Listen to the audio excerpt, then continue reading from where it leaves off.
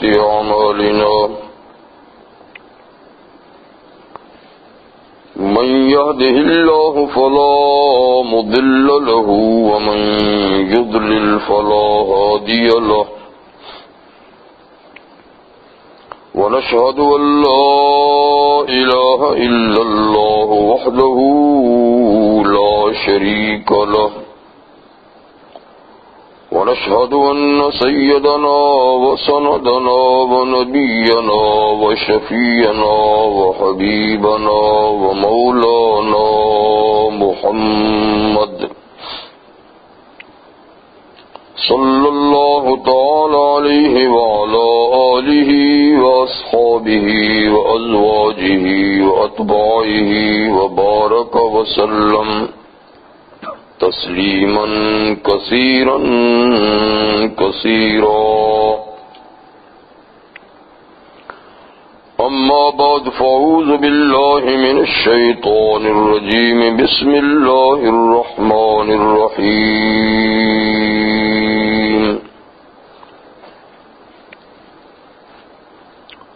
وما خلقت الجن والإنس إلا ليعبدون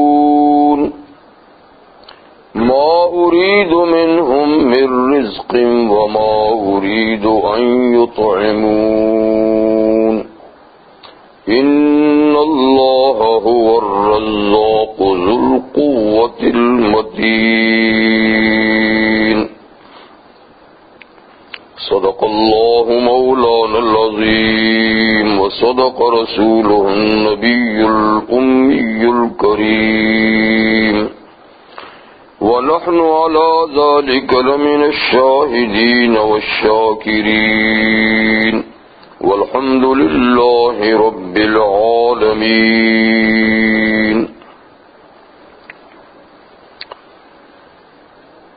واجب الاحترام حضرات، یہ سورۃ الذاریات سے دو آیتیں میں نے آپ کے سامنے اس وقت تلاوت کی.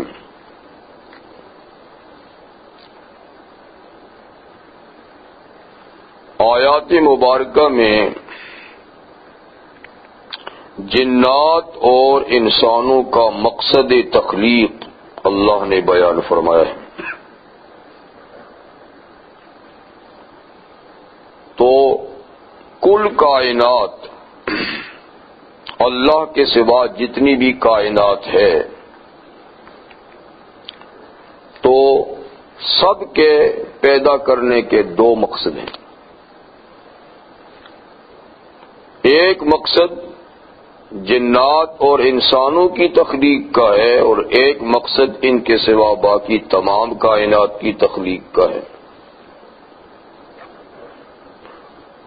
تو انسانوں اور جنوں کی تخلیق کا مقصد، ان کو پیدا کرنے کی غرض تو اس آیت میں بیان کر لی گئی. تو اسی سے معلوم ہوا کہ باقی مخلوقات کے پیدا کرنے کی غرض کیا ہے. تو فرمایا کہ ہم نے جنوں اور انسانوں کو فقط اپنی عبادت کے لیے پیدا کیا ہے،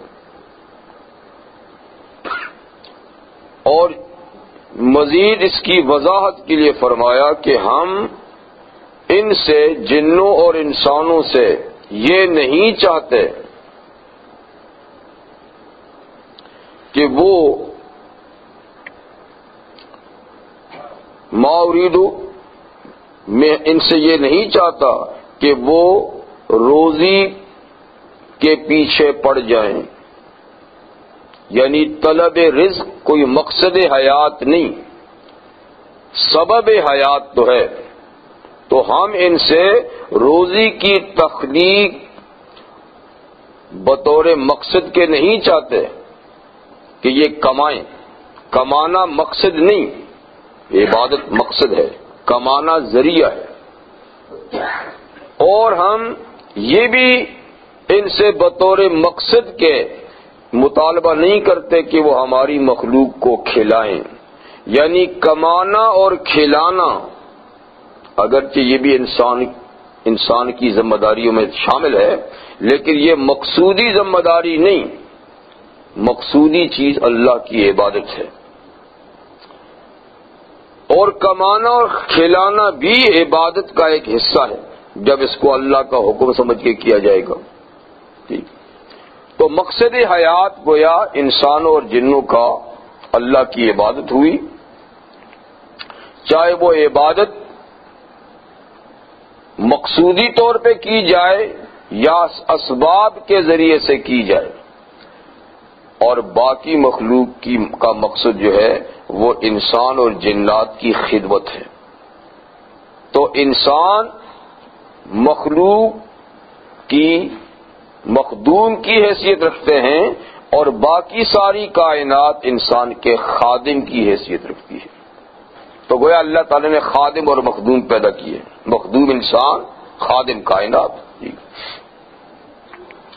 تو جب مقصد تخلیق عبادت ہوا تو سارے اوقات مناسب یہ ہے کہ اس مقصد میں صرف کیے جائیں، اور صرف بقدر ضرورت زندگی بچانے کے لیے اسباب حیات اختیار کرنے چاہیے، باقی سارا وقت اول سے آخر تک عبادت میں صرف ہونا چاہیے. لیکن دوسری طرف سے یہ ہے کہ اللہ تعالیٰ نے عبادات کا ایک جو نظام ہمیں دیا ہے وہ محدود اور تھوڑے اوقات کا ہے، اور بہت بڑا وقت ہماری زندگی کا ایسا ہے جو مقصودی عبادت میں صرف نہیں ہوتا. جیسے مقصودی عبادات میں جیسے نماز ہے، روزہ ہے، حج ہے، تو ان میں کتنا وقت لگتا ہے؟ آپ دیکھیے کہ روزانہ نماز پڑھتے ہیں تو روزانہ کی 5 وقت کی نماز کا اگر کوئی آدمی پابند ہے تو مشکل سے 2 گھنٹے 24 گھنٹوں میں نماز کے لیے لگتے ہیں. اور روزہ کہیں سال کے بعد آتا ہے 1 مہینے کا، حج کوئی زندگی میں چند دن اس میں لگتے ہیں، زکوٰۃ میں تو ٹائم بھی نہیں لگتا لینے دینے میں. تو مقصودی عبادات جو ارکان اسلام ہیں ان میں جو انسان کا وقت لگتا ہے بالکل محدود، اور باقی سارے اوقات جو ہیں بظاہر وہ عبادت میں مقصودی عبادت میں صرف نہیں ہوتے، اگرچہ وہ بھی عبادت بنائے جا سکتے ہیں لیکن بذات خود وہ عبادت نہیں، بنائے جا سکتے ہیں. تو اس مقصد کو پورا کرنے کے لیے جس کے لیے انسان آیا ہے، اللہ تعالی نے اپنے کرم سے، مہربانی سے ایسے اصول، ایسے ضوابط مقرر فرمائے ہیں کہ تھوڑے وقت کے کام کو اللہ تعالیٰ بہت وسیع اور بڑی مقدار میں قبول فرماتے ہیں. تھوڑے وقت کے کام کو یعنی بہت بڑا کر کے قبول فرماتے ہیں. جیسے اسی کو آپ دیکھیے کہ نمازیں 5 ہیں لیکن ثواب 50 نمازوں کا ملتا ہے. اگر ہم 50 نمازیں پڑھتے تو کتنا ٹائم لگتا اس میں؟ اگر 5 پہ 2 گھنٹے لگتے ہیں تو 50 پہ لگائی کتنے گھنٹے لگتے ہیں؟ تو گویا وہ ٹائم جو 50 نمازوں کا ہونا چاہیے تھا، 5 نمازوں کی عبادت میں 50 نمازوں کے اوقات عبادت میں گنے جاتے ہیں.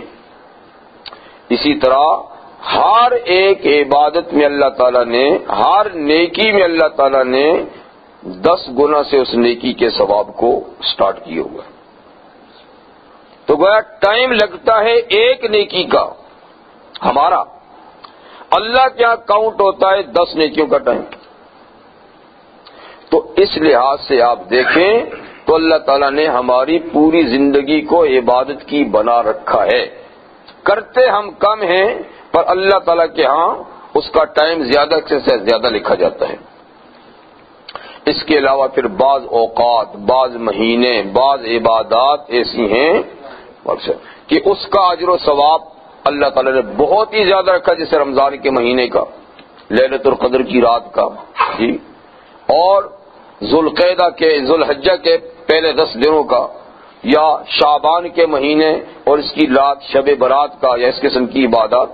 تو اس میں تھوڑے سے وقت کا ثواب اس سے بھی کہیں اللہ تعالیٰ نے زیادہ رکھا ہے.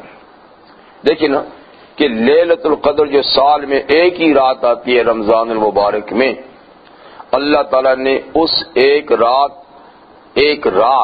دن ساتھ کاؤنٹ نہیں ہے. ایک رات کا ثواب کتنا رکھا ہے؟ 1000 سالوں سے زیادہ.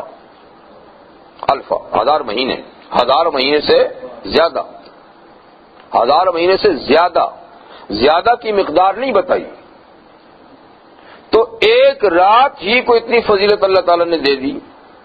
تو یہ تو اللہ تعالیٰ کے احسانات ہیں، اور انسان کی کمزوری کو پیش نظر رکھتے ہوئے اللہ تعالیٰ نے مقصد زندگی کو پورا کرنے کے لیے انسان کو بڑے مواقع دیے ہیں.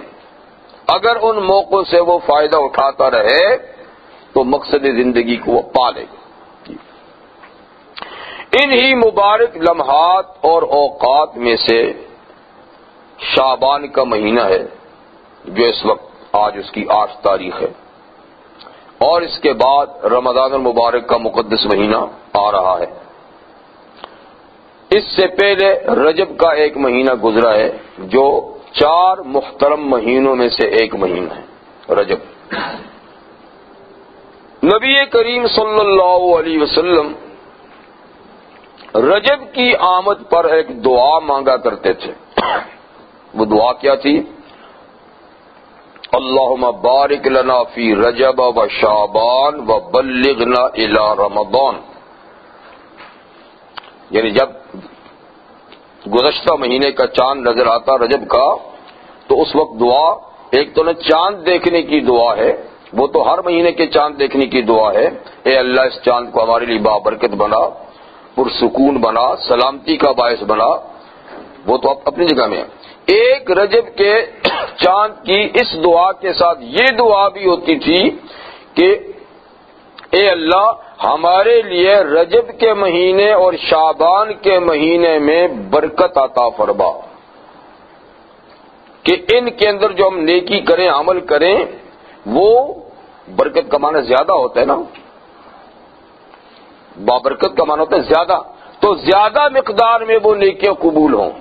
تو ان دونوں مہینوں کے اعمال میں برکت عطا فرما، اور ہمیں رمضان تک پہنچا، رمضان تک پہنچا. اس لیے کہ رمضان تو ایک ایسا خیر و برکت کا مہینہ ہے کہ جس کا مقابلہ سال بھر کے کوئی مہینے کر ہی نہیں سکتے. تو لمبی زندگی اچھی بھی ہے اور اچھی نہیں بھی. اچھی ہے اگر وہ نیک اعمال کے ساتھ گزرے، اور اچھی نہیں کہ اگر وہ برے اعمال کے ساتھ گزرے. تو اصل میں زندگی کے لیے تو دعا ایسی ہی کرنی چاہیے کہ یہ معاملہ اللہ کے سپرد کر دیا جائے کہ اے اللہ اگر زندگی میرے حق میں بہتر ہے تو مجھے زندہ رکھ، اور زندگی میرے حق میں بہتر نہیں تو مجھے اٹھا لے. تو اپنے طور پہ موت کا مانگنا یہ جائز نہیں ہے کہ مجھے مار ہی دے، ضرور مار ہی دے، مجھے موت ہی چاہیے، یہ نہیں. موت تو حیات کوئی مقصد نہیں ہے، مقصد اللہ کی رضا ہے. اگر حیات میں رضا ہے تو حیات دے، موت میں تیری رضا ہے تو موت دے. تو نبی کریم علیہ السلام نے یہاں ان 2 مہینوں کو رمضان کے مہینے کے لیے اپنے لیے دعا مانگی کہ وہاں تک ہمیں پہنچائیے، وہاں تک ہمیں پہنچائیے، تاکہ اس کی خیر و برکت سے ہم محروم نہ رہیں. تو یہ ترتیب کے لحاظ سے اسلامی مہینوں میں شعبان کا مہینہ 8واں مہینہ ہے. رمضان 9، شوال 10، ذوالقعدہ 11، ذوالحجہ 12، محرم یکم یعنی پہلا مہینہ سال کا. تو یہ 8واں مہینہ ہے. ان مہینوں کے جو نام تجویز ہوئے ہیں تو ہر نام کے پیچھے کوئی وجہ ہے. یعنی اتفاقی طور پہ نام نہیں رکھتے کہ اس کا یہ نام ہے، اس کا یہ نام ہے، اس کا یہ نام ہے. ہر نام کے پیچھے کوئی اغراض اور مقاصد ہیں. تو رجب کا مہینہ 4 محترم مہینوں میں سے ایک ہے، جس کے اندر لڑائی جھگڑا اسلام سے پہلے بھی جائز نہیں تھا، اور اسلام میں بھی ان کی حرمت اور ان کی عزت برقرار ہے. اور کافر مشرک لوگ بھی ان مہینوں کا احترام کرتے تھے. لیکن جب رجب کا مہینہ گزرتا تو عرب کے لوگوں کا زیادہ تر معاش لوٹ مار جنگ و جدال پر ہوتا تھا، تو اس لیے 4 مہینوں میں تو وہ جنگ ونگ نہیں کرتے تھے، لوٹ مار نہیں، لیکن جب 4 مہینے گزر جاتے، رجب، ذوالقعدہ، ذوالحجہ اور محرم، تو باقی مہینوں میں آپس میں لڑائی جھگڑے شروع ہو جاتے تھے۔ تو کہتے ہیں شعبان کے مہینے کی اصل وجہ تو نام یہ کہ یہ شعب سے ہے، اور شعب اور شعوب کا معنی ہے بکھر جانا، اس لیے مختلف قبائل کو بھی شعوب کہتے ہیں جی، اور شعب ایک قبیلے کو کہتے ہیں۔ تو شعبان کے معنی کا مطلب یہ ہے کہ جو پابندی رجب کے مہینے میں ہوتی تھی شعبان میں وہ اٹھ جاتی تھی، اور لوگ عرب کے قبائل پھر آپس میں لڑائی جھگڑے کے لیے لوٹ مار کے لیے نکل جاتے تھے، تو ایک اس کی وجہ شعبان کی ہوئی۔ لیکن حضرت شیخ عبد القادر گیلانی رحمۃ اللہ علیہ اس مہینے کے نام کے جو نکات بیان کیے ہیں اسلامی نقطہ نظر سے وہ یہ ہیں، فرماتے کہ شعبان کے اندر 5 لفظ ہیں، 5 حرف ہیں، 5 حرف لفظ دیکھیں، شین، عین، با، الف اور نون۔ ہر ایک حرف ایک معنی کی نشاندہی کرتا ہے۔ کہتے شین کا معنی ہے شرف، بزرگی، عین کا معنی ہے علو، بلندی، اونچائی، اور با کا معنی ہے بر، نیکی، احسان، الف کا معنی ہے الفت، محبت، نون کا معنی ہے نور، روشنی۔ مطلب یہ ہے کہ اس مہینے میں اللہ کے بندوں کو اللہ کی طرف سے یہ 5 چیزیں نصیب ہوتی ہیں، شرف اور بزرگی، جی، علو درجات، درجات کی بلندی، نیکی کی توفیق، الفت اور محبت، اور نورانیت۔ یہ ایک چوٹی کے بزرگ کا ان ناموں کے بارے میں خیال ہے۔ ظاہر بات ہے کہ یہ خیال ایسے ہی نہیں ہے، اس کے پیچھے کچھ نہ کچھ ہے۔ تو اپنی ذات کے لحاظ سے یہ مہینہ، بلکہ اسلامی ہر مہینہ اپنے اندر کوئی نہ کوئی خصوصیت رکھتا ہے، ہر مہینہ کوئی خصوصیت رکھتا ہے، لیکن خصوصیات کے لحاظ سے پہلے نمبر کا مہینہ تو رمضان المبارک ہے، پہلے نمبر کا۔ اور یہ مہینہ چونکہ اس کا پیش اور مقدمہ ہے، اس کی ابتدائی ہے، اس کی تمہید ہے، تو بڑی چیز کی تمہید کو بھی بڑائی حاصل ہوتی ہے، یعنی جو کسی باعظمت کے لیے تمہید ہو اس میں بھی اس کی عظمت ہوتی ہے۔ یہی وجہ ہے کہ جناب رحمت للعالمین صلی اللہ علیہ وسلم رمضان المبارک کے علاوہ سب سے زیادہ روزے جس مہینے میں رکھتے تھے وہ شعبان کا تھا، نفلی روزے سب سے زیادہ، یعنی پیغمبر کریم علیہ الصلوۃ والسلام کا طرز عمل روزے کی عبادت کے بارے میں یہ تھا کہ آپ نفلی روزے رمضان کے علاوہ نفلی روزے کبھی تو تسلسل سے رکھتے تھے اور کبھی لگاتار چھوڑ دیتے تھے، کبھی لگاتار رکھتے تھے، کبھی لگاتار چھوڑ دیتے تھے۔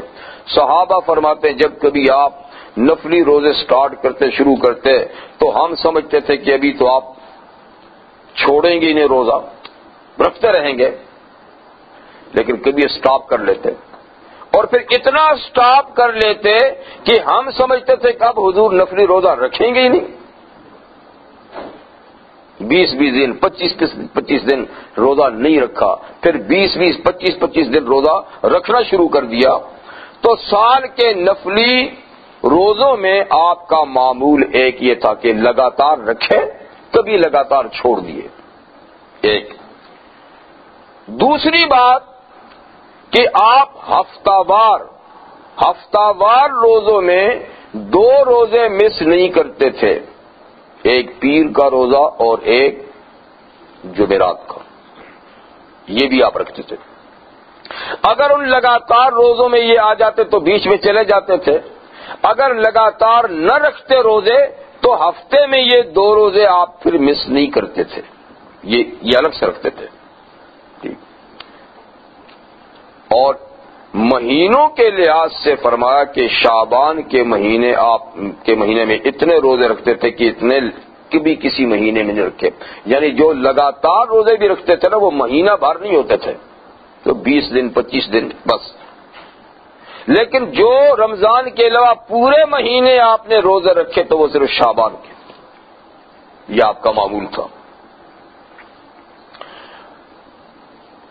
اور شعبان کے مہینے میں جو یعنی پورے مہینہ تقریباً آپ روزے رکھتے تھے تو اس کی وجہ صحابہ اکرام نے یہ بتائی ہے، ام المؤمنین حضرت عائشہ صدیقہ نے یہ بتائی ہے کہ دراصل حضور صلی اللہ علیہ وسلم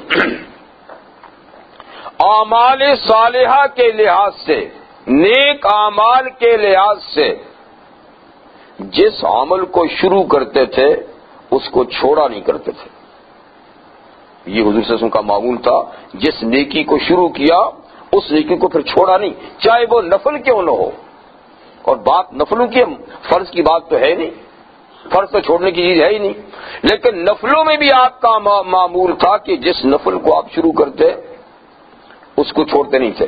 اگر کوئی نفل مس ہو جاتا کسی وقت، کسی مجبوری سے، بیماری سے، کسی مصروفیت سے، تو اس نفل کو دوسرے وقت میں پھر قضا کرتے تھے. دیکھیے ہمارے لیے، آپ کے لیے نفلوں کی قضا نہیں، سنتوں کی قضا نہیں، صرف فرض کوئی مس ہو جائے تو اس کی قضا ہے. اور قضا کا یہ قانون حضور کے لیے بھی تھا کہ آپ کے ذمہ فرضوں کے علاوہ اور کوئی قضا نہیں، لیکن ذاتی طور پہ حضور علیہ السلام جس کام کو ایک دفعہ کرتے اس کو چھوڑتے نہیں تھے. اگر چھوٹ گیا تو دوسرے وقت میں اس کو کر لیا کرتے تھے اور پھر لگاتار کرتے تھے، تاکہ وہ سسٹم عبادت کا.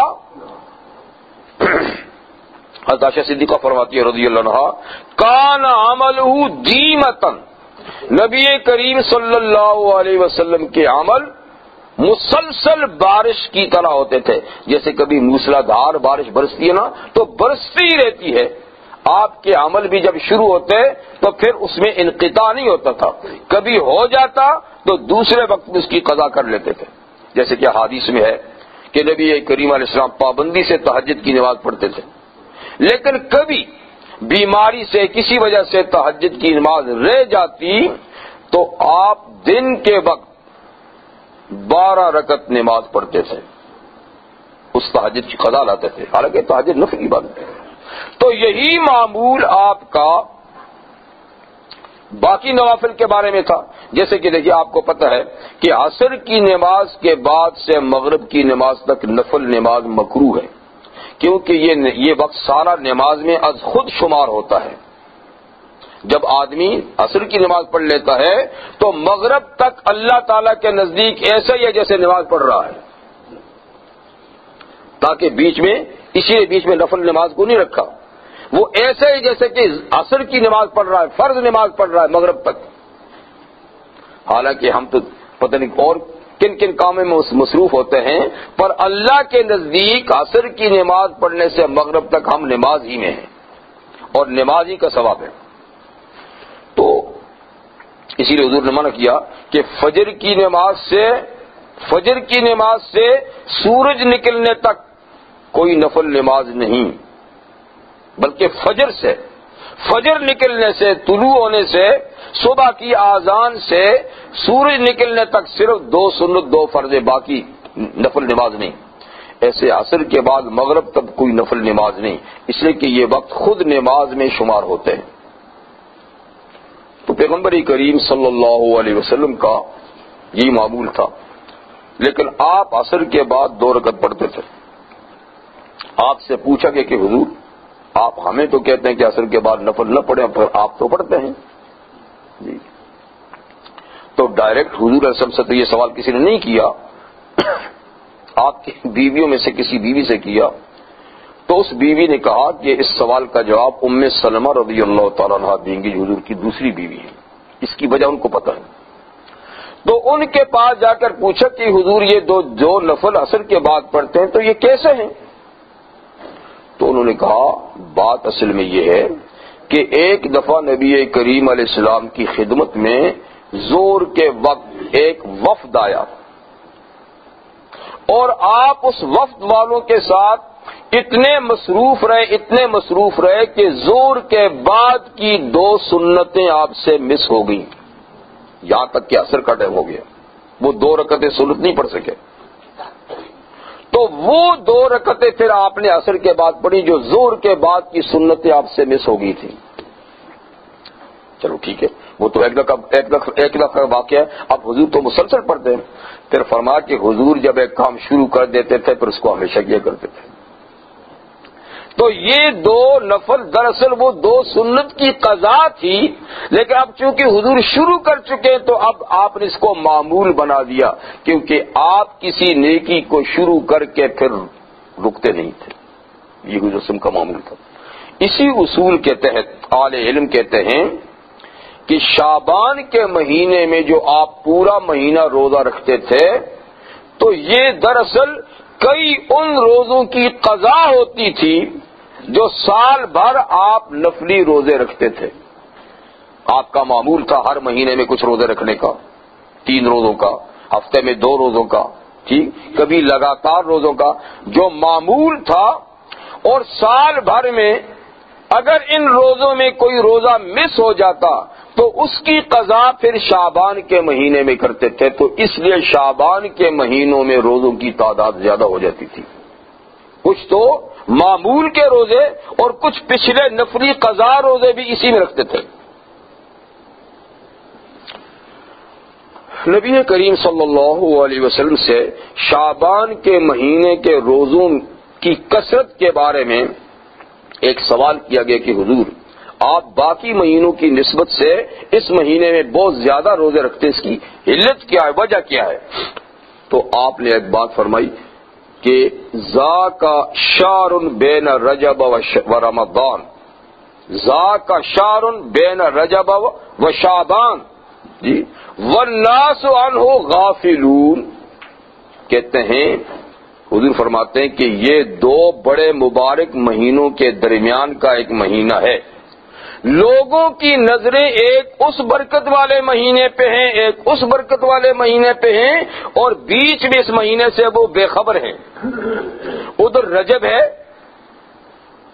وہ حرمت والے مہینوں کا مہینہ ہے، ادھر رمضان ہے جو سارے مہینوں کا سردار ہے، بیچ میں شعبان ہے تو نظر ادھر جاتی ہے یا ادھر جاتی ہے، اس سے غافل ہیں، حالانکہ یہ مہینہ اپنی جگہ ممتاز مہینہ ہے، اور یہ اس لیے کہ یہ رمضان کا ہر اول دستہ اور مقدمہ ہے، پیش خیمہ ہے، تمہید ہے، اور رمضان کی تیاری کا زمانہ ہے۔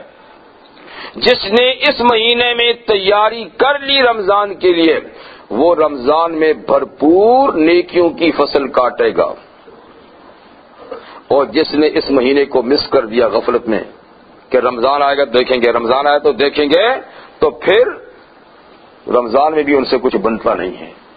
یعنی جو پہلے سے تیاری کرے، پہلے سے عادت بنا لے تو ٹھیک وقت میں وہ مکمل کام کرے گا، اور جو اس کے انتظار میں کہ وہ آیا تو دیکھا جائے گا تو پھر وہ دیکھتا ہی رہ جاتا ہے اور ہوتا کچھ نہیں ہے۔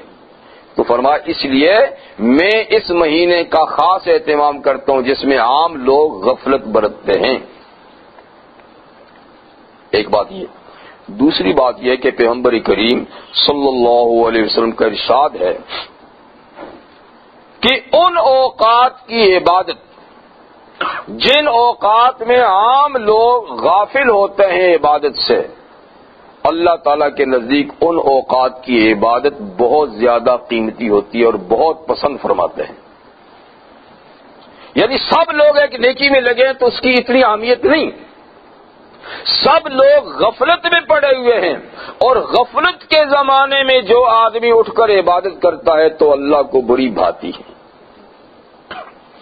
ایک حدیث میں رحمت عالم صلی اللہ علیہ وسلم نے ارشاد فرمایا کہ 3 آدمیوں کے طرز عمل پہ اللہ مسکراتے ہیں، ہنستے ہیں، خوش ہوتے ہیں، خوشی کا ہنسنا۔ اللہ کا مسکرانا ہنسنا ان کی شان کے مطابق ہم اس کو نہیں سمجھ سکتے، لیکن 3 آدمیوں کی عبادت یعنی اس کا طرز عمل جو ہے وہ اللہ کو بڑا پسند ہے۔ اس میں ایک یہ فرمایا کہ ایک قافلہ سفر پہ جا رہا ہے،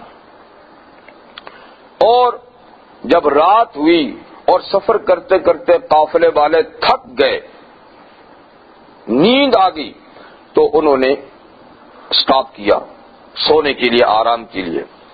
تو سارے تھکے ماندے تھے، سب کے سب سو گئے۔ ایک آدمی ان میں اٹھتا ہے، کہا سو کے کیا کروں گا، مصلی ڈالا، نماز میں کھڑا ہو گیا۔ باقی سارے ساتھی تھکے ماندے سو گئے، نیند اس کو بھی آئی ہے، تھکا وہ بھی ہے، لیکن اس نے اس تنہائی کے اور غفلت کے وقت کو کہ سارے غافل سو رہے ہیں، تو یہ وقت بڑا مناسب ہے کہ میں اللہ سے تعلق جوڑوں۔ اٹھ کے وہ نماز پڑھنے لگا، تو حضور فرماتے ہیں کہ یہ آدمی اللہ کو بڑا پسند ہے، اور اس کے اس طرز عمل پہ اللہ تعالیٰ مسکراتے ہیں کہ دیکھو تھکا تو یہ بھی تھا، مسافر تو یہ بھی ہے، تکلیف سفر کی تو اس نے بھی اٹھائی، نیند تو اس کو بھی بے قرار کر رہی ہے، لیکن یہ مجھ سے کچھ چاہتا ہے، میرے سامنے کھڑا ہے، میرے سامنے ہاتھ پھیلا رہا ہے، یہ کچھ مجھ سے چاہتا ہے۔ ایک یہ فرمایا۔ دوسرا وہ آدمی کہ ایک فوجی دستہ ہے، دشمن سے وہ لڑ رہے ہیں، لڑتے لڑتے وہ شکست کھا جاتے ہیں، دشمن کا پلہ بھاری ہے، تو ان کو بھاگنے پہ وہ مجبور کر لیتے ہیں، یہ بھاگ جاتے ہیں، باقی سارے بھاگ جاتے ہیں، لیکن ایک آدمی ان میں کہتا ہے بھاگ کر کیا کروں گا، بھاگ کر کیا کروں گا، چلو میں اکیلا ہی لڑتا ہوں۔ تو سارے ساتھی بھاگے، وہ اکیلا ہی واپس چلا گیا، اور دشمن کی صفوں میں گھس کر اس نے خوب جنگ کی، شہید ہو گیا۔ تو اس کے طرز عمل پہ بھی اللہ تعالیٰ بڑے ہی خوش ہوتے ہیں اور مسکراتے ہیں کہ دیکھو جان اس کی بھی اتنی عزیز تھی جتنی ان کی تھی، ڈر خوف دشمن کا اس کے دل میں بھی تھا، لیکن شوق شہادت میں اور میری ملاقات کے شوق میں اس نے اپنی جان کی پرواہ نہیں کی۔ تو اس کا طرز عمل بھی اللہ کو بڑا پسند ہوتا ہے۔ ایک وہ کہ ایک قافلہ جا رہا ہے اور ایک جگہ میں قافلے والے ٹھہرے، تو ایک غریب آدمی، مستحق امداد آدمی، وہ ان قافلے والوں میں اس نے دستے سوال دراز کیا، اپنی حاجت پیش کی کہ بھائی میں اس طرح مستحق ہوں، میری مدد کیجیے، لیکن قافلے میں کسی نے بھی اس کی مدد نہیں کی۔ جب وہ جانے لگا تو قافلے میں سے ایک آدمی اٹھا اور اس کے ساتھ گیا، اور دور جا کر جب کوئی نہیں دیکھ رہا تھا تو اس کی حاجت پوری کر دی کہ یہ لوٹ جاؤ۔ تو اس کا طرز عمل بھی اللہ کو بڑا پسند ہے۔ تو یہ تینوں طرز عمل کیسے ہیں کہ باقی نہیں کر رہے، ایک آدمی اٹھ کے کر رہا ہے۔ تو مطلب یہ ہے کہ ایسا وقت جب لوگ کام چھوڑ دیں اور کوئی اکا دکا اٹھ کا کام کریں تو ان لوگوں کی کام کی قدر و منزلت اور ان کا معاوضہ پھر بڑھ جاتا ہے۔ ٹھیک ہے؟ تو اس لیے حضور نے فرمایا کہ ایسے وقت کا خاص خیال رکھا کرو اور اس وقت کو کام میں لاؤ کہ جب عام لوگ اس وقت کام نہ کر رہے ہوں، اٹھ کے تم وہ کرو تو تمہارے اس کام کی ویلیو زیادہ ہو جائے گی، قدر و قیمت زیادہ ہو جائے گی۔ تو اس لیے حضور نے فرمایا کہ ادھر ماہ حرام ہے، ادھر ماہ سیام ہے، وہ ادھر روزے کا مہینہ ہے، ادھر احترام کا مہینہ ہے، بیچ میں لوگ اس مہینے پہ توجہ نہیں دیتے۔ تو جب لوگ توجہ نہ دیں اور تم توجہ دو تو یہ پھر زیادہ قابل قدر بات ہوتی ہے۔ تو اس لیے نبی کریم صلی اللہ علیہ وسلم اس مہینے کا خاص خیال رکھتے تھے اور خاص توجہ دیتے تھے عبادت میں، اور عبادت میں بھی خاص طور پہ روزے کی عبادت پہ آپ خاص توجہ دیتے تھے، کیونکہ یہ رمضان کی تمہید ہے۔ اچھا، نفلی روزے دو طرح کے ہیں، ایک وہ نفلی روزے جو عام نوافل کا درجہ رکھتے ہیں، اور ایک وہ نفلی روزے جو خاص درجہ رکھتے ہیں۔ تو شعبان اور اس کے بعد رمضان اور رمضان کے بعد شوال، لگاتار جو یہ 3 مہینے ہیں، ان 3 مہینوں میں رمضان کے روزے تو فرض ہیں، ان کی حیثیت تو فرض کی ہے، اور شعبان اور شوال کے 6 روزے اور شعبان میں جتنی اللہ آپ کو توفیق دے اس کے روزے یہ نفل ہیں، اور باقی جتنے مہینوں کے آپ رکھیں وہ بھی نفل ہیں۔ لیکن نفل میں ایسا فرق ہے جیسے سنت موقدہ اور سنت زوائد کا فرق۔ دیکھو ہر نفلی عبادت جو ہم کرتے ہیں نا یہ بھی سنت ہوتی ہے لیکن اس کو سنت زوائد کہتے ہیں، اور ایک سنت موقدہ ہوتے ہیں یعنی جس کی تاکید ہے۔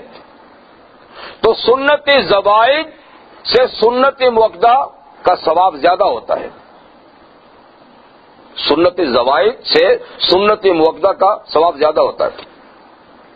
نمازوں میں آپ کو پتہ ہے سنت موقدہ کون سے ہیں؟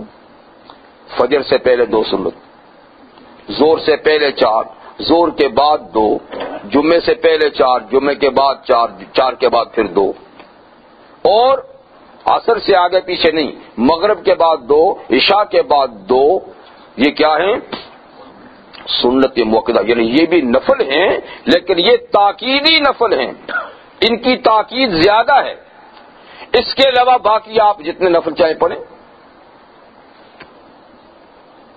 تو جو نفل یعنی فرض نماز سے پہلے یا فرض نماز کے بعد پڑھے جاتے ہیں ان کو سنت موقدہ کہتے ہیں اور ہوتے یہ نفل ہیں۔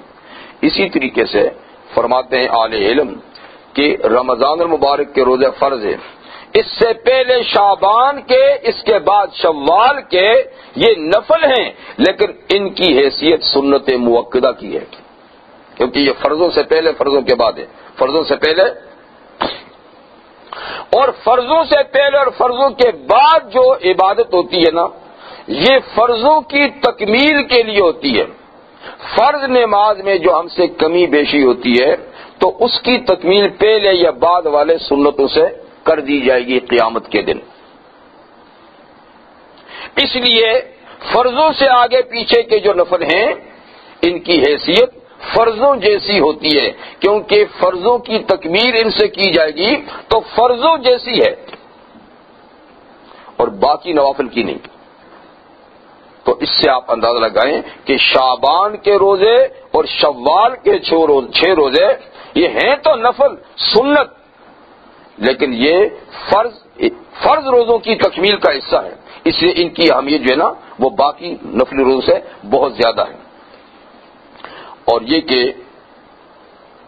رمضان کے لیے چونکہ یہ تمہید ہے اس لیے جو عبادات ہم انشاءاللہ بشرط زندگی رمضان میں ادا کریں گے اگر ان کی مشق ابھی اس مہینے سے شروع کر دیں گے تو ایک تو یہ کہ غیر ضروری مشقت کا احساس نہیں رہے گا، کیونکہ پہلے سے ایک چیز کی عادت بن جائے گی نا تو زیادہ مشقت نہیں آئے گی۔ اور دوسری بات یہ ہے جب اس کی عادت بن جائے گی ایک تو مشقت ختم ہو جائے گی، کیونکہ اچانک کوئی چیز سر پہ آ جائے تو بھاری لگتی ہے، اور پہلے سے آدمی اس کو کرتا رہے تو اب رمضان میں کیا کام کرنے ہوتے ہیں؟ ایک تو سب سے بڑی بات عبادت ہے، روزہ، لہذا اس مہینے میں زیادہ سے زیادہ روزے رکھ کے اس کی مشق کر لیں۔ اور دوسری چیز ہم کیا کرتے ہیں، تراویح کی نماز جو ہے ایک اضافی نماز ہوتی ہے، تو اس کی عادت ڈالنے کے لیے ہمیں چاہیے کہ ہم تہجد کی نماز کے لیے اٹھنے کی کوشش کریں اور تہجد کی نماز کی تھوڑی سی پابندی اس مہینے میں کریں تاکہ اس نماز کے لیے سہولت پیدا ہو جائے۔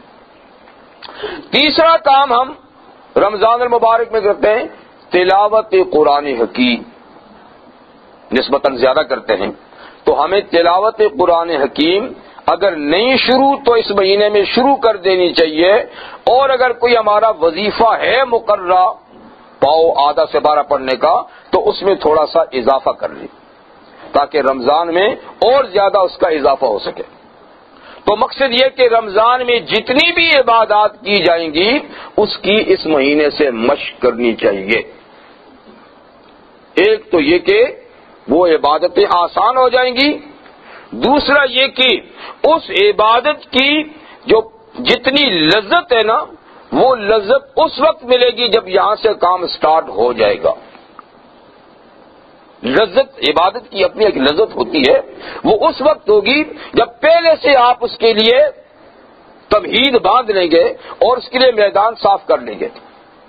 تو دیکھیے جو زمیندار، کاشتکار، باغبان یا آپ تاجر کہہ دیں، وہ مناسب وقت پر اپنی زمین کو، باغ کو تیار کر لیتا ہے. اسے پتا ہے کہ فلاں وقت میں بارش ہونے والی ہے، تو پہلے سے زمین کو اس میں ہل چلا کر، اس میں کھدائی کر کے، اس کو نرم کر کے، اس میں کھاد ڈال کر اس کو تیار کر لیتا ہے. تو جب ٹھیک موقع پہ بارش برستی ہے تو وہ ساری زمین میں جذب ہو جاتی ہے. ٹھیک ہے نا؟ اور پھر اس کی وہ جب بیجائی کرے گا نا، بیج ڈالے گا، تو وہ صحیح معنی میں اگے گا اور صحیح معنی میں پھل اس سے تیار ہوگا.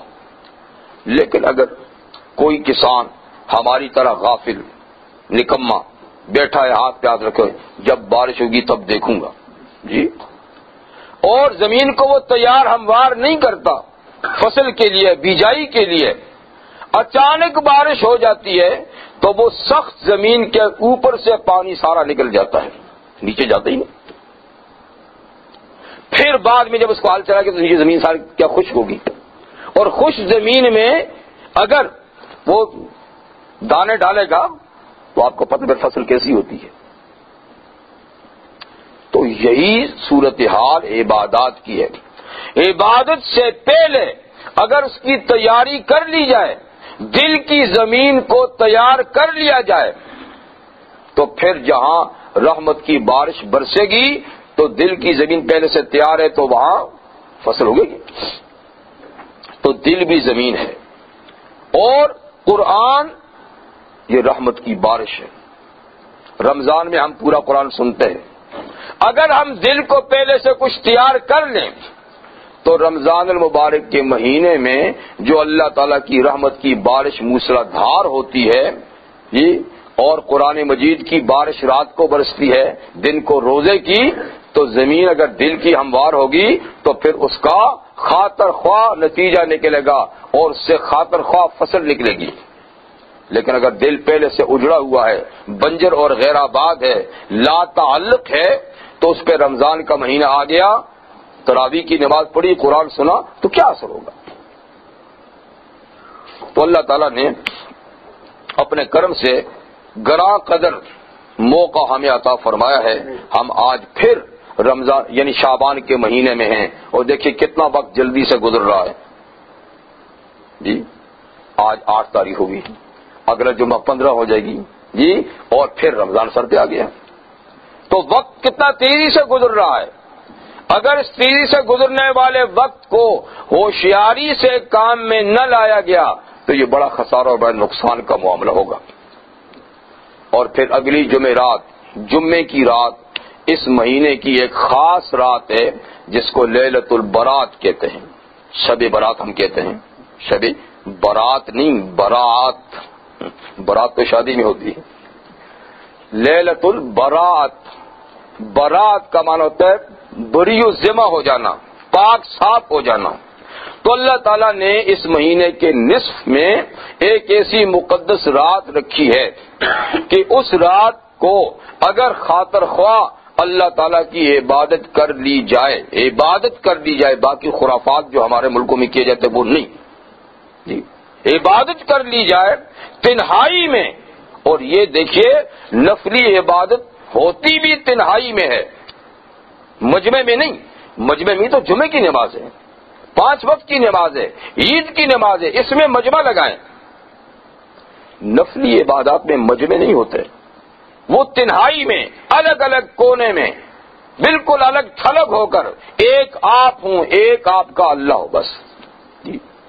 تو اگر اس رات کی قدر و قیمت کو کوئی سمجھے اور تنہائی میں اللہ تعالیٰ کے ساتھ راز و نیاز کر لے اور اپنی عاجزی اللہ تعالیٰ کو پیش کر لے اور صدق دل سے توبہ کر لے تو وہ لیلۃ البرات ہے، پچھلے گناہ دھل جائیں گے، معاملہ صاف ہو جائے گا، اور دل کی زمین جو اس وقت گناہوں سے آلودہ ہے، گناہوں سے بنجر ہے، اگر صدق دل سے توبہ کر لی تو زمین پاک صاف ہو جائے گی، اب اس کے اوپر اللہ تعالیٰ کی رحمت کی بارش برسے گی تو انشاءاللہ خاطر خواہ نفع ہوگا۔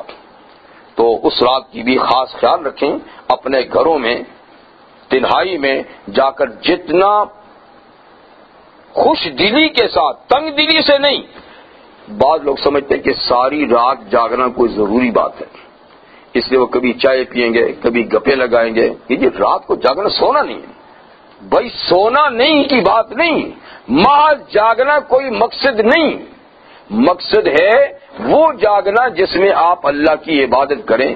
آپ آدھا گھنٹہ جاگ سکتے ہیں، گھنٹہ 2 گھنٹہ، جتنے بھی خوش دلی سے یاد کر سکتے ہیں اتنا کریں، پھر سو جائیں۔ اللہ تعالیٰ کو یہ مشقت پسند نہیں ہے، خواہ جاگنا مقصود نہیں۔ اگر جاگ کر خدا نخواستہ غلط باتیں کر دی، غیبت کر دی، غلط گپ شپ ہانک دی تو آپ نے تو ساری رات کو الٹا اپنے لیے وبال بنا دیا، کیونکہ مقدس رات میں جہاں عبادت کا بڑے سے بڑا ثواب ہوتا ہے تو وہاں مقدس اوقات کی تھوڑی سی بے حرمتی بہت بڑا وبال بھی لاتی ہے کہ ہم نے اس مقصد کے لیے وقت دیا تھا، تم نے اس مقصد میں اس کو لگا دیا۔ تو بالکل مجمع نہ لگائیں، کسی کے ساتھ نہ بیٹھیں، جتنا ہو سکتا ہے رات کو تنہائی میں اللہ سے راز و نیاز کریں، نیند آئے تو سو جائیں بس۔ اللہ تعالیٰ ہماری سے مشقت کو نہیں دیکھتے، ہمارے خلوص کو دیکھتے ہیں۔ تو اس رات کی بھی قدر و قیمت کا خیال رکھیں، باقی پورے مہینے کا، اور اللہ تعالیٰ مجھے آپ کو یہ مقدس اوقات اپنی مرضی کے مطابق گزارنے کی توفیق عطا فرمائیں، اور حق تعالی شانو اگلے رمضان المبارک کے مہینے تک ہمیں صحت عافیت کے ساتھ پہنچائیں، اور اس مہینے کے اندر جتنی اللہ تعالیٰ کی رحمت کا نزول ہوگا، برکات اور رحمت کی بارش، اللہ تعالیٰ پورا حصہ اس کا بھی ہمیں عطا فرمائیں۔ وآخر دعوانا ان الحمد للہ رب العالمین۔